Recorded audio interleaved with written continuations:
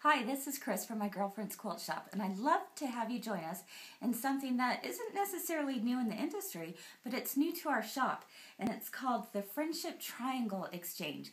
It is so much fun because it's really easy to do, and it's a great way to get a perfect scrappy looking quilt. Let me show you what has to be done. The first thing you're going to want to do is pick up what is called a cinnamon stick. What's a cinnamon stick? It's basically a piece of light fabric, a piece of dark fabric, and a piece of some pre-outlined foundation paper. Let me show you. So when you pick up your cinnamon stick at the shop, which is only about $3, you're going to bring this home and lay out your dark fabric right side up.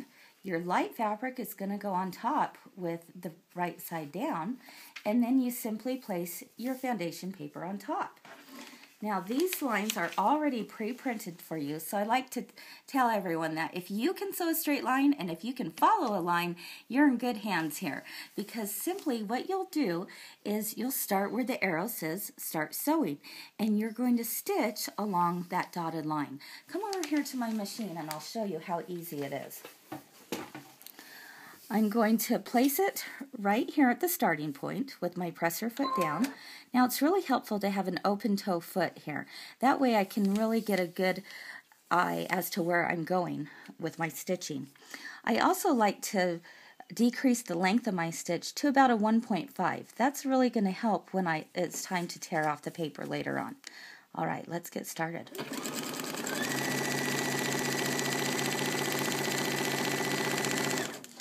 Notice I've placed some pins in there. If they're in the way, I can just simply stop and pull them out. What's really helpful is if you make sure and have your needle in the down position.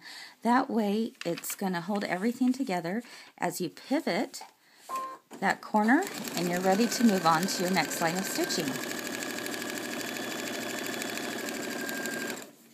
I'll go ahead and stop right there. But basically what you'll do is you'll continue following these lines until all of the dashed lines have been stitched. Now come over here and I'm going to show you how this one was already stitched together. I've taken out all of my pins, and now what I can do is take my ruler and my rotary cutter and simply place it on the solid line, which is in between my stitch lines. And I'm going to cut directly on the solid line, just like that. I've got another solid line right there. Can you see what's happening? This is so much fun. You can do the most intricate quilts in no time at all.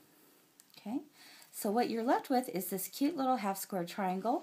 Now for the exchange, don't open these up yet. Just go ahead and put them in a bag. You'll bring them to the store just like this, because we want to keep it intact so that the person who's receiving it can then open it up themselves.